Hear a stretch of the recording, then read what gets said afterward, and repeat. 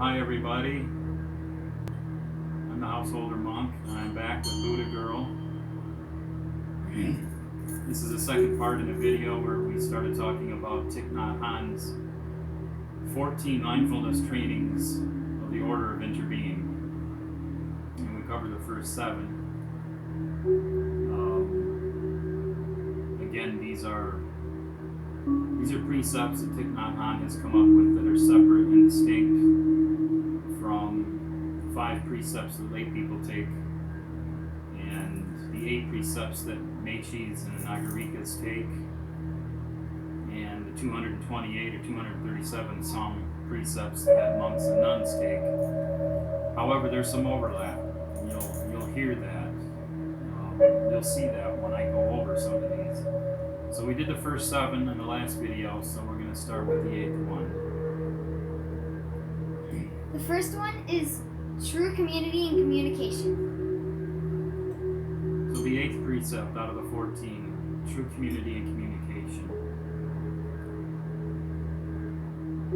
They say it takes a community to raise a child. We live in a divided country right now, and I don't think it's ever going to come together as one again. It's divided politically, it's divided socially, it's divided economically. True community would be everybody coming together and stop looking at our differences and look at what we share, look at what we have in common. Buddhists, in particular, tried to get along with people of other religions, and especially people from other backgrounds, other cultures.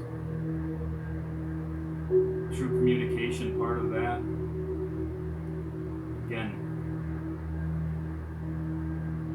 why lie, deceive, cheat people with your words? Why say negative things? Why put people down when you can do all those things in a positive light? Tell people how good they look. Tell people what a good job they did. Be honest with people but tactful, only in an effort to help them do better and to help it be a better society and a better community. What's the next one, number 9? Truthful and loving speech. I just went over that, didn't I? There's some overlap in these 14, along with all the other precepts. Truthful and loving speech.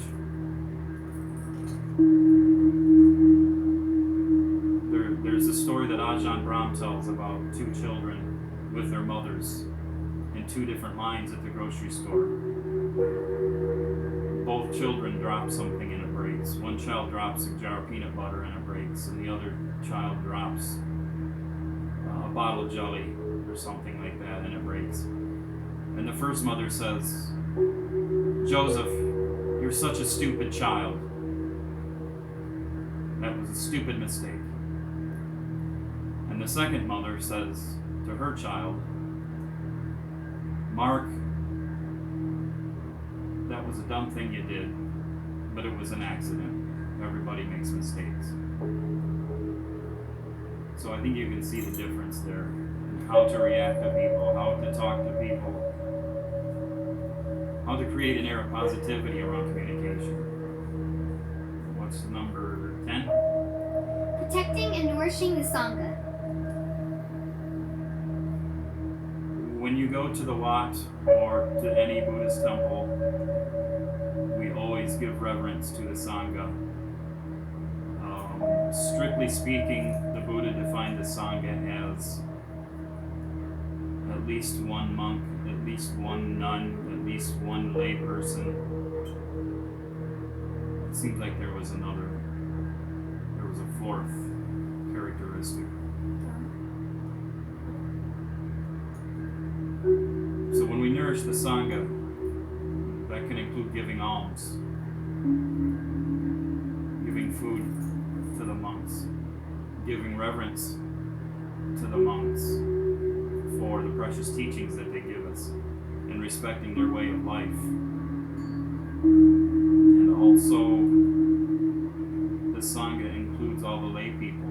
So going going to the temple and having fellowship, speaking to other people who are Buddhists or not Buddhists, but people who are living in this life, in this mundane existence, and have to go to work, have to pay car insurance, have to drive in this traffic, have money problems, have to deal with in-laws or whatever other social issues they may have, economic issues, political issues. So this one is giving reverence to the Sangha, which is all of us. It's all of us who practice this way of life. But it most specifically includes, we can't forget the monks who dedicate their lives to this and spread the teachings to us. Number 11? Right livelihood. I like this one. I could talk on and on and on about right livelihood. This is one of the 8 Noble Truths also. I know in my career as a purchasing agent, there's a couple issues I had with right livelihood. I used to work for a chemical company.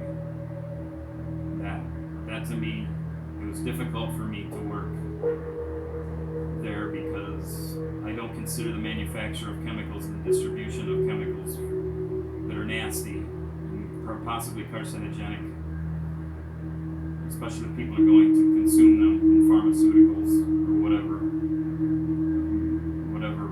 other reason those were manufactured for. And also being a purchasing agent in general, I'm dealing with money, large sums of money, companies' money. And although it isn't usury, which is banks lending money for profit, I still don't really like money and having to deal with money and worry about money. But I guess in and of itself it isn't a violation of the precept just to be a purchasing agent. I've worked for a cement company before as a purchasing agent. That's something, cement, concrete, that's something that is needed in a society that's going to build a civilization. However, there are some issues with the manufacturing process of all of these things. The waste of water in particular, and the pollution, the runoff into the streams and groundwater, and the pollution that comes out of the stacks that goes into the air and the ozone. So we have to question our jobs. We need our jobs. Unfortunately, most of us need money to get our kids through college and to pay the car insurance, etc. But it's something to keep in mind, right livelihood. Right now, I'm still a purchasing agent, but I happen to work for one of the Native American tribes here in Tucson, Arizona. And I wanted to do that because I wanted to help people, help community, help people as a part of reparation, and make some good, do some good. Your elbows in the way. And in contrast to doing what I was doing before, which is making millionaires even richer, and stockholders even richer, so they can go play in their Beamers and Lexuses, and on their yachts, in their golf clubs. That's not right livelihood to work for those people. What are we on, number 12? The 12th is reverence for life. Reverence for life, I think, says it. Says it all. The first noble truth.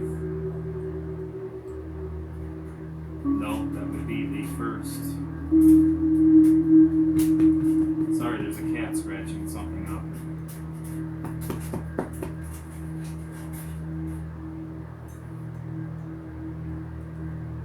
The first of the 5 precepts that we take is I vow not to kill.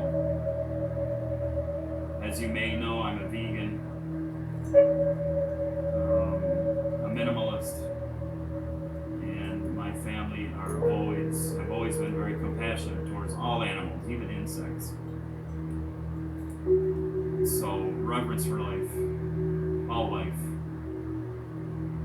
think this one speaks for itself. And that also includes Mother Earth, trees, plants, fruits and vegetables. They're alive, but they're there. They're there for us to eat and have life in us, not death from meat, and fear and pain and suffering and evil from meat. I could go on and on about this one too, but this one says it all. 13. Generosity. Generosity. I've said and thought to myself many times, you know, it's not so much of a gift if it doesn't mean anything to you.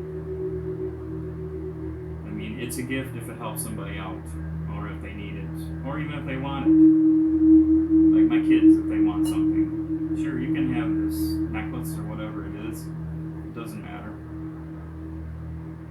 But a true gift, in another way, is something that may hold some value to you, or may be worth something, maybe have a lot of monetary value. To give that to somebody in need, that's a true gift. If you had, what do they have? The Cars for Kids program, something like that. You donate your old car, they donate the money from the sale of it or whatever to some children's charity. Not a lot of us can afford to just give our old car away. We have to try and sell it, but I think that demonstrates my point. Giving of ourselves, give our time. That's what a lot of families aren't doing today. They don't give their time to each other, to their spouses, to their children, and their neighbors. They're giving their time to their coworkers and their boss and their job. Everybody knows the old saying, when you're laying on your deathbed, nobody ever says, gosh, I wish I would have spent more time at the office. Your time is one of the main things that you can be generous with. More mindful. Okay, 13 or 14? 13? 14 14? is true love. True love. This is one of only 2 on this list of 14 that I should probably refer to Thich Nhat Hanh's actual teachings on what he means by this one, but doesn't true love also speak for itself? My take on it, without going back and rereading the section on this number 14, true love. How do you define true love, number 14? How do I think of true love? What do you think Thich Nhat Hanh meant by the 14th one, true love? I think he meant by just loving people for like who they really are, and not liking them for just one thing, and just letting them be what they want and who they are. Perfect. I couldn't have said it better myself. That's wisdom from a 10-year-old right there, ladies and gentlemen. Loving somebody for who they are. And not trying to change them. Right. Not wanting to change them. You might want to change them, but not spending time with them so you can try to change them. Loving them from who they are, for who they are. That one is worth reflection. And another, I think part B of that one would be spending time with somebody just because they've got something you want, or there's something you can get from them, or they're a really cool person with a lot of things and you like to be seen with them, especially if you're young and trying to attract women to you. I think that was very well put. True love. Acceptance. Accepting people and things for what they are. Okay, that's 14. Sure. Another example for one of them is that also if like you see like homeless people on the street and you want to help them, don't just give them something for the looks of it, just so if people see you. Actually do it because you want to help them. That one I think would go back to generosity. Gifting. It's obvious to you, I know. Giving things to people, philanthropy. That's something to do in private, personally. Nobody needs to know about that. I mean, that would be wanting people to know that you're generous is kind of the wrong intention, the wrong motivation for gifting and seemingly act of generosity. Take, for example, Keanu Reeves. Everybody knows who he is. I don't know how many people know what a kind, generous, down-to-earth person he is. And again, all I know is from what I see in the media. I think I know which parts of the media I can trust and which ones not to trust. But there seems to be a general consensus that he's a very generous person and has given millions of dollars away to charities and other people in need. But with Keanu Reeves, I don't think he intended for everybody to know about it. I don't think he intended for it to be newsworthy. I don't think he intended for the media to pick up on it. I don't think he intended for everybody to talk about it.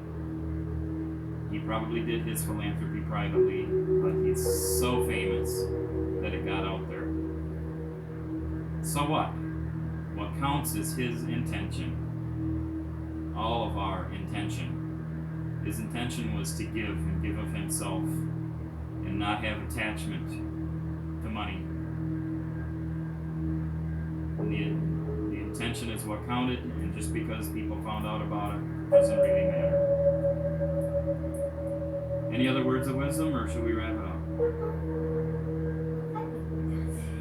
Okay, thanks everybody. I think this one was about 17 minutes.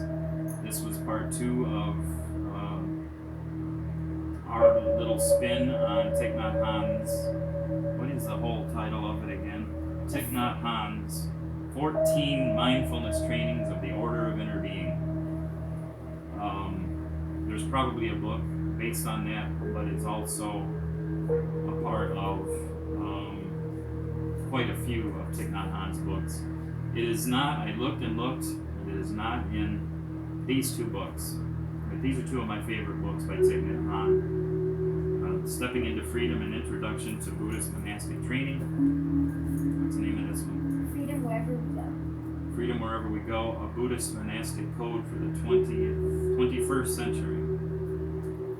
I like these books because, as you know, I'm the householder monk, and even though I'm not a monk, I try to follow as many of the Buddhist monastic precepts as possible in my day-to-day life. I don't really think I could put a number at this point on the number of precepts that I follow. It's not just the regular 5